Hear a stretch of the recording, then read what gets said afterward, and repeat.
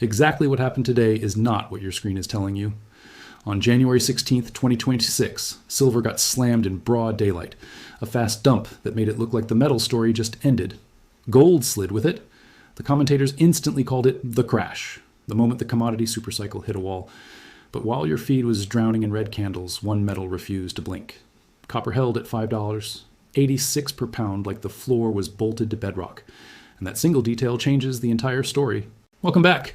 I'm Jon AG, and this is the Currency Academy by Jon AG. Now listen, because the sell-off you're watching in precious metals is a paper emotion event. The stability you're seeing in copper is a physical reality event. And today the physical market made a move so aggressive it should have been the headline, but it wasn't. Amazon Web Services quietly stepped around the public price system and secured copper directly from the source through a direct offtake arrangement, not a futures bet, not a stock trade, a supply lock.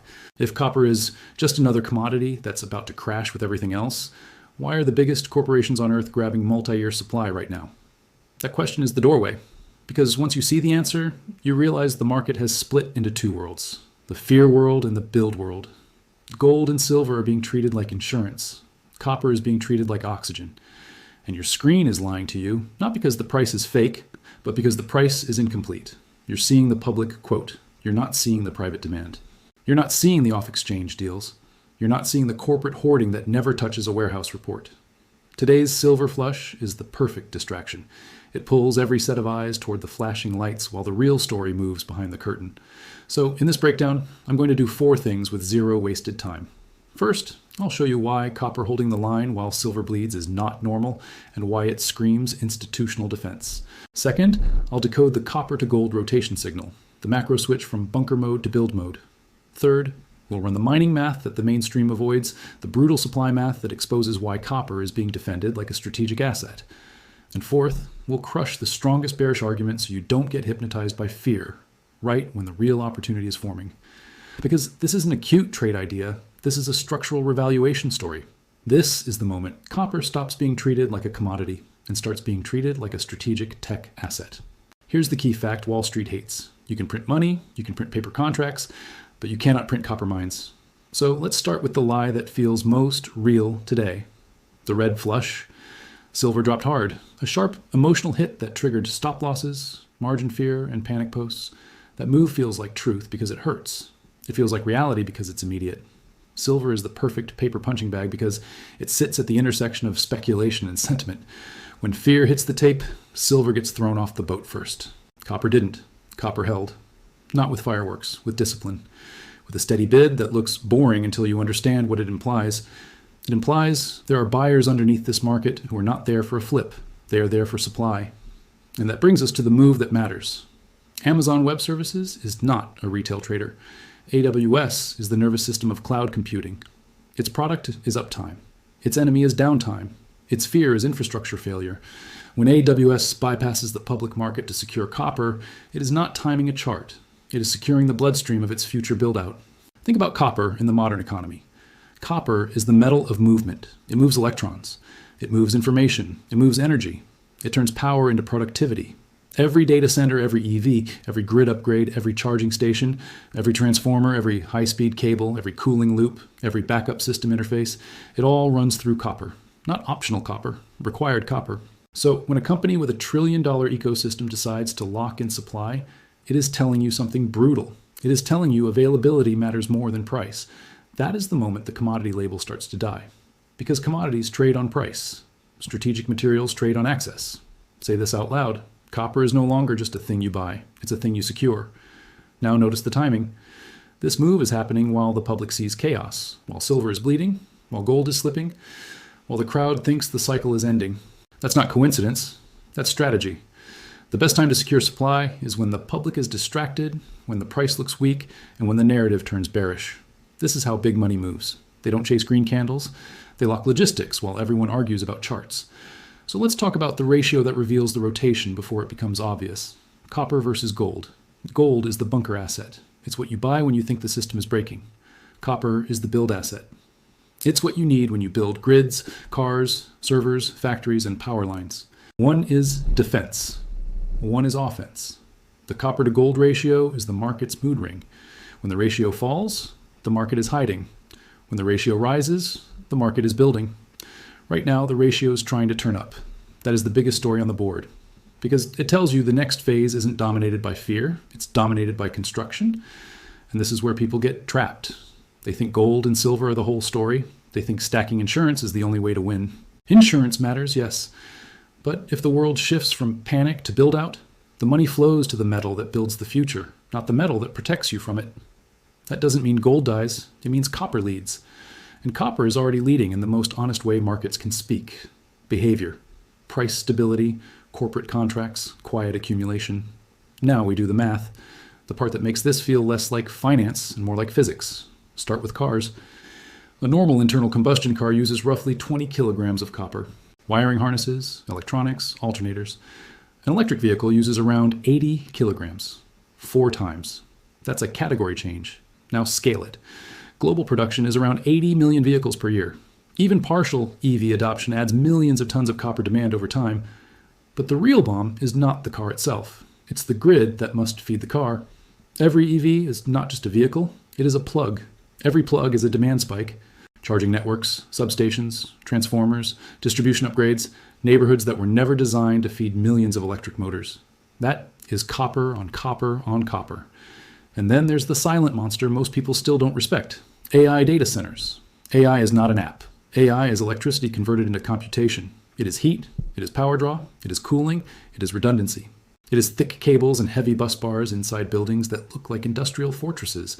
A large modern data center can consume massive copper across electrical distribution, cooling infrastructure, backup systems, and high-speed interconnects. And we aren't building a handful, we are building an arms race worth of them. Every major tech company is competing for compute capacity. Not because it's trendy, but because whoever controls compute controls the next economic layer. And every watt of compute needs copper to move power safely and reliably. Now add renewables, solar farms, wind farms, storage, transmission upgrades. The energy transition is not just swapping fuels, it is rebuilding the electrical skeleton of civilization. That skeleton is copper. So demand isn't one driver, it's 3 megatrends hitting at once. Transportation electrification, data center expansion, grid modernization. And none of these can be paused without consequences, because they are tied to national competition, corporate survival, and political mandates. Now supply. Copper mines don't appear because the price looks attractive. Copper mines appear after a decade of geology, permitting, financing, construction, and ramp up. A new copper project can take 12 to 15 years from discovery to meaningful production. And the quality of what's left is getting worse. Ore grades have fallen over time. That means more rock moved per ton of copper, more diesel, more water, more labor, more cost, more friction, more delays. So supply is slow, demand is accelerating. That is the setup. And this setup changes market behavior. It creates a world where the public quote becomes less important than the private contract. That's why offtake deals matter more than tweets. They represent demand that never shows up as open bidding on an exchange. It disappears into private pipelines. It becomes dark inventory. Official inventory numbers can look fine, while real availability evaporates because the copper isn't sitting on a shelf waiting to be sold. It is already allocated. Do you see the trap? By the time the public recognizes the shortage, there may be no market left. There may only be rationing. This is why copper being stable at $5. 86 is not boring. It's a warning. Now, let's address the strongest bearish argument so you don't get hypnotized by it. The bears will scream, recession kills copper. China slows, construction drops, demand collapses, prices fall. Yes, China matters. No debate. But here's the flaw. The world is not one engine anymore, and demand composition is shifting. Property demand can weaken while electrification demand accelerates. Old demand can shrink while new demand explodes. And here's the part that flips the bearish story into fuel for the bull case. If recession hits, mining companies cut capex. They delay projects. They stop exploring. They preserve cash. They do not build new mines. So recessions don't solve the deficit. They sharpen it. Supply gets even slower precisely when future demand is still locked in by policy and competition. That is the copper trap. The more uncertain the world gets, the harder it becomes to expand supply. And the more the world needs copper, the more it steps on the brakes of production through permitting delays, community opposition, and rising costs. So the bear case is a short-term volatility story, not a long-term availability story. Availability is the enemy of cheap copper. Now bring it back to the present moment. January 16th, 2026. Silver panic. Gold sliding. Commentators celebrating. And copper sitting like a coiled spring. The spring is coiled because of scarcity, not hype. And scarcity is why corporations bypass public markets. When supply gets tight, the biggest players stop buying. They start contracting. They lock delivery years out. They pay premiums. They secure shipping. They build strategic stockpiles. Once that behavior starts, it rarely reverses quickly. Because once you've tasted the risk of not having supply, you don't gamble again. You treat the input like national security. Now here's the moment where this becomes personal for you. Because the media will keep screaming about whatever moves the most. Silver volatility gets clicks, gold drama gets views, copper grinding sideways is boring to the average viewer, so you won't hear about it until it's too late. That's the misdirection, the shiny, volatile distraction, while the quiet structural move happens in the background. So I want you to answer this in the comments. If copper is truly overpriced, why are insiders paying above the public market to secure delivery? And here's a second question you should think about. Do you believe the shortage shows up first as a price spike? Or as rationing, where there simply isn't enough metal available at any price? Because those are two different worlds, and one of them changes everything. Now, let's talk about the paper market tricks that can delay the inevitable. In the short term, futures markets can suppress price through leverage. Exchanges can raise margin requirements to flush speculators. Volatility can be weaponized to create motion sickness and shake out weak hands. But none of that creates copper. It only rearranges ownership of paper claims. The physical market is where truth lives. And the physical market is telling you something right now through corporate behavior. AWS is not signing supply contracts because it likes charts. It's doing it because it sees a bottleneck. And bottlenecks do not disappear because you wish them away.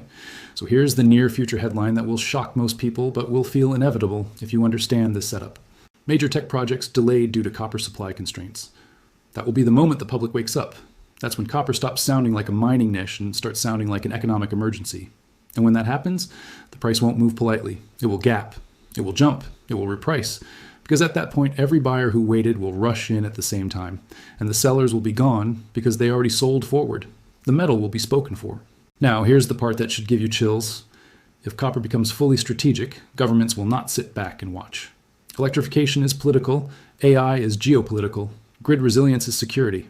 If shortages threaten those goals, policy follows. Subsidies, priority allocation, export controls, strategic stockpiles, fast-tracked projects, and sometimes quiet pressure on private supply. This is why I call copper strategic tech gold, because once something becomes strategic, the free market becomes secondary. Now, let me give you the simplest way to read the cycle. Gold is the panic hedge, copper is the build hedge. The world spent years panic hedging. Now it is being forced to build hedge, and copper is the gatekeeper. So what happens next? My base case is not a straight line to the moon. Markets don't reward you in straight lines. My base case is a grind, a choppy, frustrating grind that feels boring until it breaks.